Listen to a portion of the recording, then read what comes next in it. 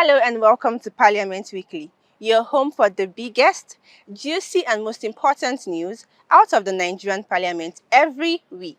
I am Sharon Ebresemi. It is no longer news that President Bola Tinubu had presented the 2024 appropriation bill before the National Assembly last Wednesday on November 29, 2023.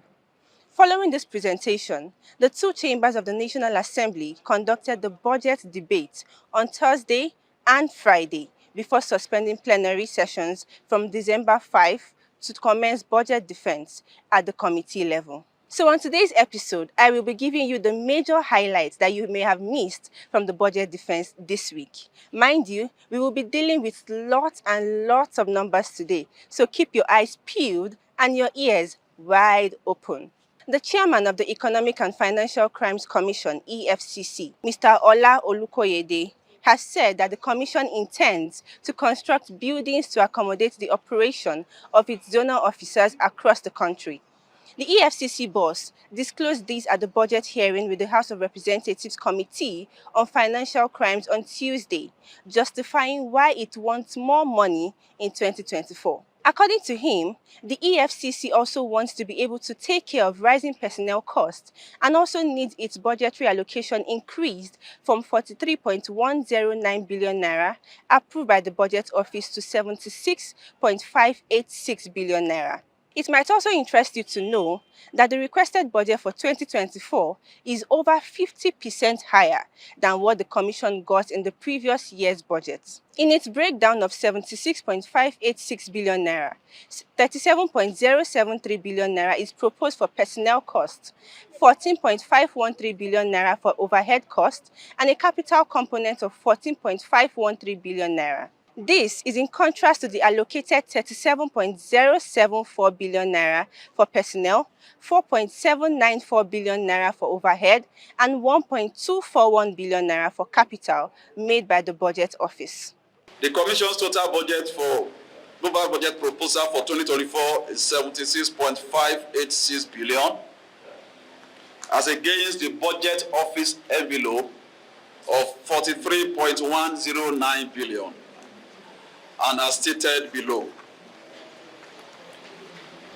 Under the budgetary heads, we have also the personnel cost, we have the overhead, and we have the capital.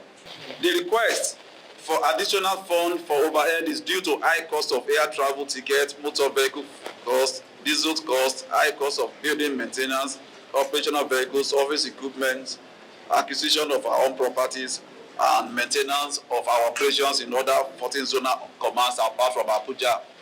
Also, during the budget defense for the Ministry of Interior, the Minister Olubunmi Tunji-Ojo called for an urgent need to secure Nigeria's borders in order to reduce the risks of insecurity in the country. This is as he stressed that further delays in securing the border will amount to continuous threats to the country's internal security. He therefore called for an increased funding of the Interior Ministry and its agencies. Tunji-Ojo disclosed this at the 2024 budget hearing with the National Assembly Joint Committees on Interior, which was held on Wednesday, December 6, 2023.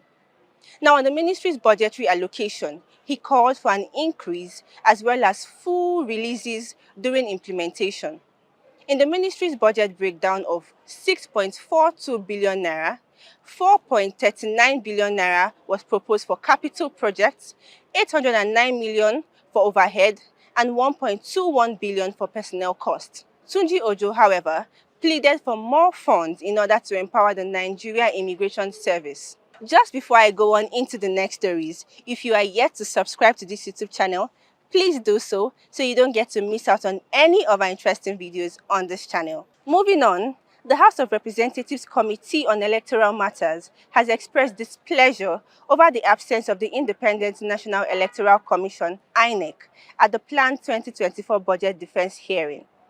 The House has scheduled Wednesday, December 6th for the electoral body to appear and defend its budget estimates. However, The meeting did not hold because the electoral body failed to attend. Disappointed by this act, the members of the committee condemned the INEC's action and demanded for a justifiable excuse for the failure of the body to attend the defense hearing. Looks like the president of the Senate, Godswill Akpabio, already knew that something like this was going to happen, because earlier this week, he issued a stern warning to the ministries, departments, and agencies of the federal government, cautioning them not to take a casual approach during the budget defense exercise.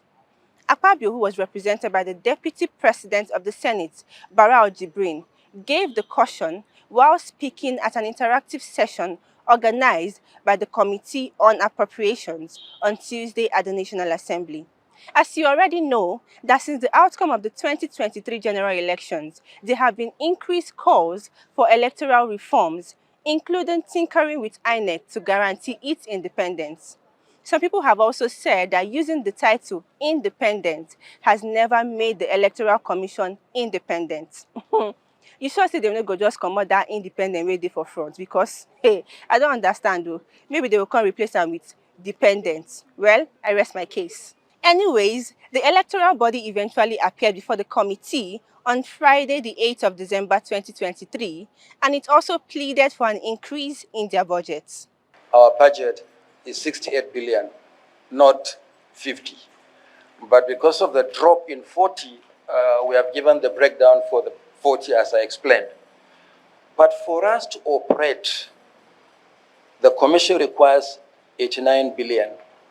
So there is a shortfall of 21 billion. And this is easily explicable by the change in the parameters. In another development, the management of the Nigerian Ports Authority (NPA) came under fire from the Senate Public Accounts Committee for declining invitations to respond to questions on a $1 billion alleged to be missing by the report of the Auditor General of the Federation.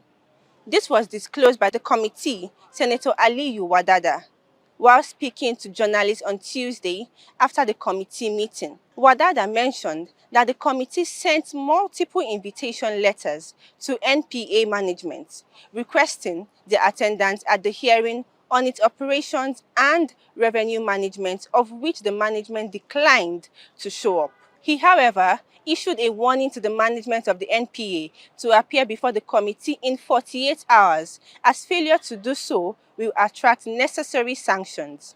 Well, NPA had no option than to appear before the committee on Thursday, where the managing director of NPA, Mohammed Bello Koko, attributed the non-remittance of $852 million and 1.8 billion naira to faulty concession agreements signed by the private operators by the federal government in 2006. Well, at the end of the day, Wadada instructed Koko to provide the committee with their financial statements and a way out for the government to write off the legacy debts. This is where we wrap it up on this week's episode.